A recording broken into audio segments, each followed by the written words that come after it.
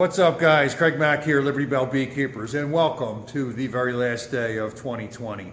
For me, 2020 has been a pretty decent year, all in all. Had a great honey harvest, sold out of my honey. I did a ton of bee extraction work and cutouts. I got a ton of swarms, and this year I'm going into winter with something like high 60s, 65, 68 colonies, something like that. I just got my last set of free bees for the year the other day from a couple that donated their hive and their boxes to me.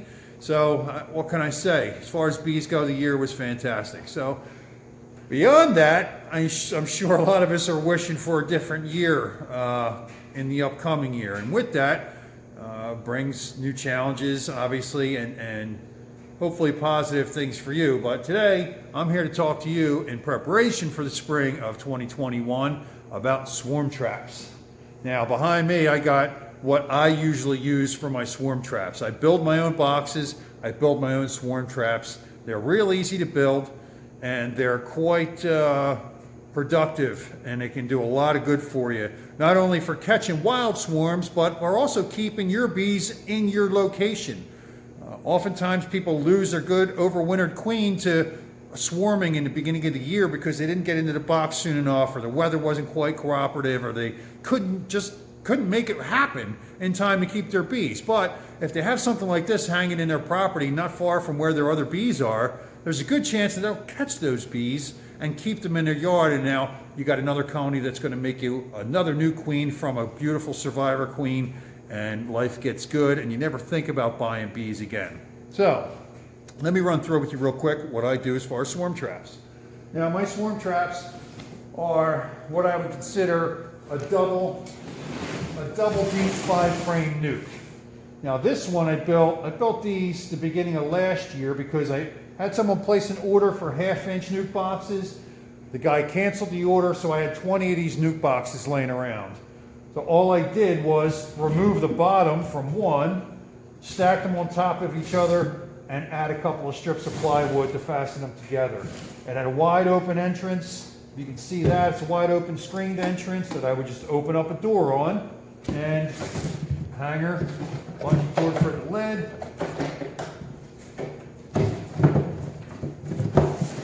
And I just hang it in a tree. And that's it. These hold only 5 frames. If you're trying to catch swarms, you don't need 10 frames. What you need is space. The bees want that cavity. They want to find something that's approximately 10 frames. I like the idea of them having to come in and move up. To me, it reminds me more of a tree cavity or something natural that the bees would have to use. So I built these, and I continue to build them this way as far as the volume of space goes. As long as it holds 5 frames, it can be as deep as you want it to be.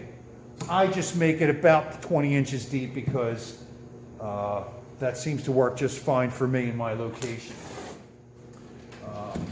What I do as far as baiting these hives is usually I will use 1 frame of brood comb. Now, me personally, I don't care if it's a medium, if it's a deep. What I care about is that it's a good old brood comb. It's got a good strong bee smell. That'll go in the center frame. And then I'll stack the other sides with any combination of things.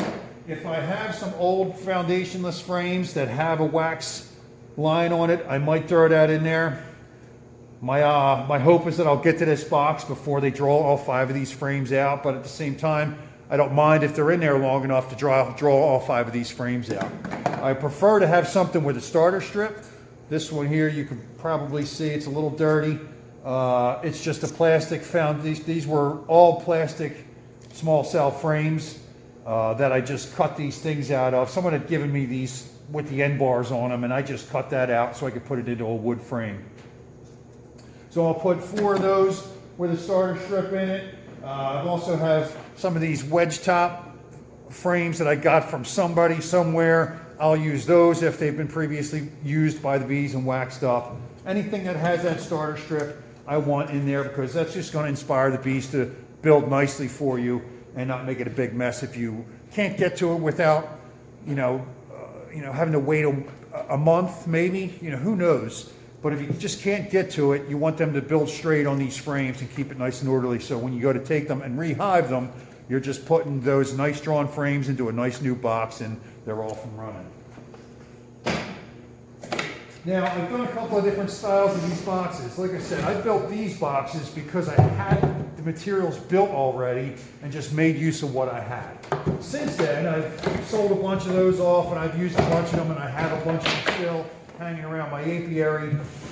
But since that time, I've gone ahead and I've made a couple different variations, but the same exact thing. You know, this one just has a center opening with a homemade disc closer. I have a piece of sheet metal laying around. I just drilled a hole and drilled some holes for a screen, and that's my swarm trap. Same thing. This one's a little dirty. It got wet, but it actually got overrun with wax moths or small hive beetles. I'm not sure at one point. And this was completely disgusting, but since then I let it dry out in the sun, and you know, it's just stained, and I don't care. Because it's just a swarm trap. But I'll clean it up further and get it smelling like a beehive again. But same thing, double 5 frame deep, approximately about 20 inches deep. I'm going to put the cut list together for how I make these boxes for you up soon. I just don't have it written out. This is another style that I made. I started making this year.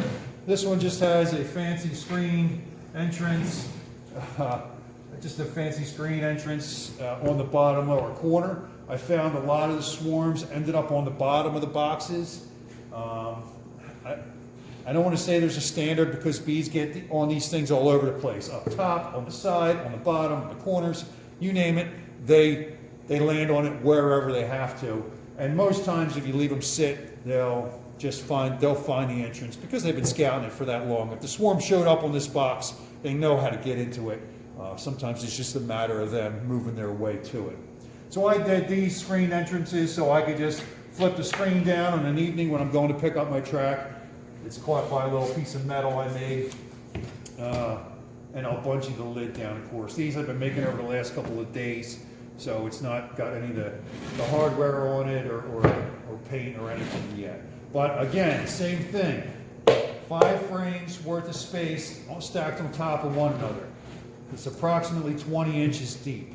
That's, I think it's recommended somewhere between like 12 and 18 gallons worth of space, and that's right in the ballpark of what this is. Now, I make these because I have the shop, I got the tools, I have the knowledge. It's really simple to make. Anybody could do this. Trust me, you can get these things made pretty easily. But that being said, you don't even have to go through all this work. You can use an old hive box. Just bait it up and let it sit where it's sat. Your bees died out over the winter? Oh boy, that's a hard thing to hear. Tough luck. But guess what? That gives you that whole box full of resources that you can then use to catch swarms in the upcoming year. It's an invaluable resource. Now, I wouldn't leave that whole box sitting there with honey and everything else in it, but I would strip it down to those 10 frames or 8 frames or whatever it was, and put some empties in it, put 1 or 2 drawn frames in it, old brood comb, only 1 or 2. You don't want too much wax in these things, because then you end up with wax moths or hive beetles or anything else that will be predatory towards that wax that's in there, that old comb. There's lots of stuff will eat it, ants and everything else. So a couple of frames and a 10 frame or an 8 frame box with a bunch of empties is a great swarm trap. You don't have to put it anywhere. Just leave it sitting where it was sitting. But you're going to have activity coming to that hive. I guarantee you. You might not get a swarm. Maybe you will, maybe you won't. But you will get activity at that swarm, and that's as easy as it can be. Other people use buckets, totes, flower pots, any number of things that you can use to make a decent swarm trap that'll catch you some free bees, or keep your bees in your yard. You're not looking to go out and be exploring and having swarms from the wild? Great. Keep your bees in your yard. Put a swarm trap up. Trust me, stop buying bees. I'm a guy that sells bees, and I try to help people never buy from me again if they don't have to, or if they want to, great.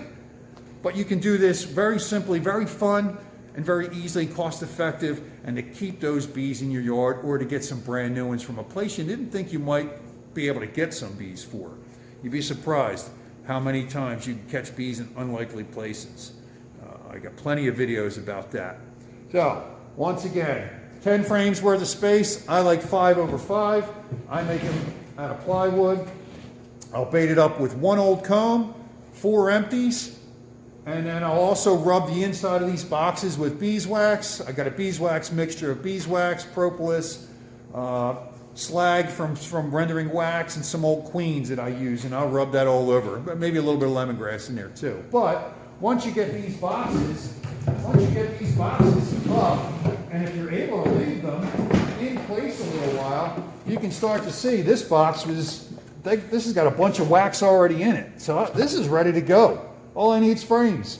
I might spritz it with a little bit of lemongrass or some Swarm Commander, but man, this box is ready to go. And I caught, I don't know, half a dozen swarms out of this one.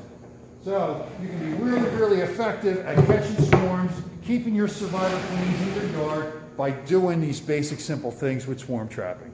Thanks so much for watching, guys. Hope your 2020 was as good as mine, and I'm looking forward to a better 2021. Catch you next time.